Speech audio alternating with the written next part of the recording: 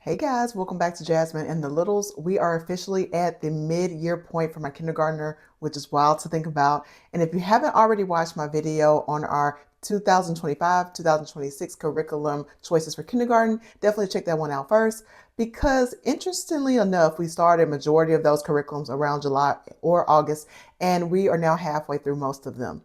So let's start with language arts. So in the last video, I mentioned that we were using the Good and the Beautiful level K, this one right here. And yes, we are still using it consistently. We are currently over 90 lessons in, and we are actually less than a month away from being completely finished. So far, it's been a positive experience, and I've seen a huge improvement with her reading, her writing, and her overall confidence. Now, something new that we've added, and I'll be going more in depth about it in this next video, is the Logic of English Foundations, this one. Before landing on Logic of English, I really struggled with deciding between All About Reading and Logic of English, and I went back and forth for a while because both of them are amazing Orth and Gillingham programs. Ultimately, I chose Logic of English for two main reasons. First, it already includes handwriting practice, which meant one less thing that I had to plan for, and second, it was an online supplement of the book. And it doesn't include every single thing on the full curriculum, but it covers most of it, and it's been a lifesaver. In this season, I really needed something that could free up some time in our mornings, and that online supplement really did that. Now, I do have All About Reading levels 1 through 3, so there may be a chance that I might switch between the two down the road, but for right now, Logic of English is working beautifully for us. The only thing that I struggled with when it came to the Good and the Beautiful was their booster cards. They're great and they include a ton of words, phonics, rules, and sight words, but they don't really teach the rules behind them. So I wanted something that really broke down the phonemic awareness and foundational reading skills. And that's where Logic of English came in. Now, we use both programs about 4 days a week. And here's like how our routine looks like. In the morning while she's eating breakfast, we start with the Logic of English online supplement. It's pretty quick, it's interactive, and it just really keeps her engaged while I get some things ready for the day. Then after a small break, we will move into the Good and the Beautiful lessons. Since Logic of English includes like a spelling analysis and activities, I actually skip the little purple box spelling section of the Good and the Beautiful. And I still go over the words with her for recognition, but we don't like respell them since it can get really repetitive. Overall, both programs complement each other perfectly, and I've seen a huge progress since like pairing them together.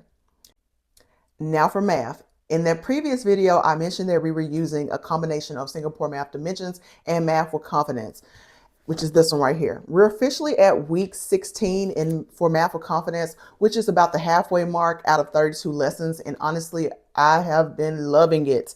At this point, we're pretty much just dropped Singapore Math Dimensions. I only pull it out occasionally to reinforce a specific concept, but Math with Confidence has truly covered everything that we need. It's so in-depth, and I really appreciate how it balanced mastery with the touch of spiral, meaning that it keeps like those old concepts without like overwhelming her. It's hands-on, it's easy to scale up or down depending on my child's pace. And by the time that we finish, we'll roll right into Math with Confidence for the first grade, which I already purchased.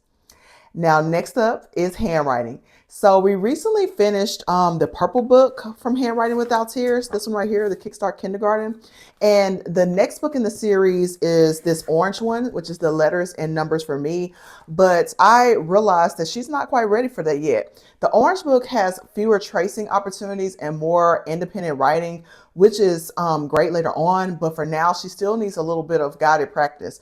So instead, I grabbed some principal handwriting sheets from Teachers Pay Teachers, which are formatted just like the Handwriting Without Tears. They even have like the same 2-line or 3-line format, and it's been a perfect fit for where she's at right now.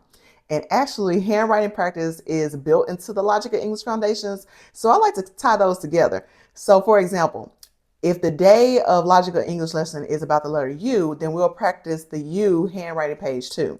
And I'm all about working smarter, not harder. So I try to connect all of those subjects whenever possible. And by the time that we finish Logic of English Foundation, I think that she'll be fully ready for that orange handwriting book.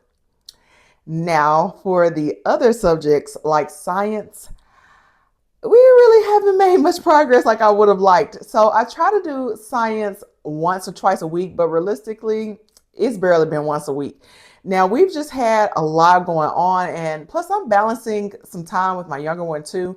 But overall, I'm okay with that. I'd rather her go at a steady pace with core subjects and enjoy learning just through play and just exploring. So that's where we're at. It's just a solid mid-year update. And so for language arts, we're almost done with the Good and the Beautiful level K. We got the Logic of English Foundations B, and then we're going to move to C soon. And then math, we're doing math for confidence, handwriting. We have done the Kickstart Kindergarten, and pretty soon we'll do the Orange Book. And for science, it's just light for right now. So I'm debating on whether or not I want to go straight into the Good and the Beautiful first grade language arts, or take a pause and finish more of the Logic of English C and D. And we also have some All About Reading levels 1 through 3, which I was gifted, so I'll explore that one out too. So that's our mid-year kindergarten update. Let me know in the comments what curriculum you're currently using and what's been working and what's not been working for your child so far. Links to everything that I mentioned will be in the description box below. And if you haven't yet, make sure to like this video, subscribe, and turn on the notification bell so you don't miss my next upload, which will be about the Logic of English Foundations and how we are using it. Thank you so much for watching, and I'll see you in the next one.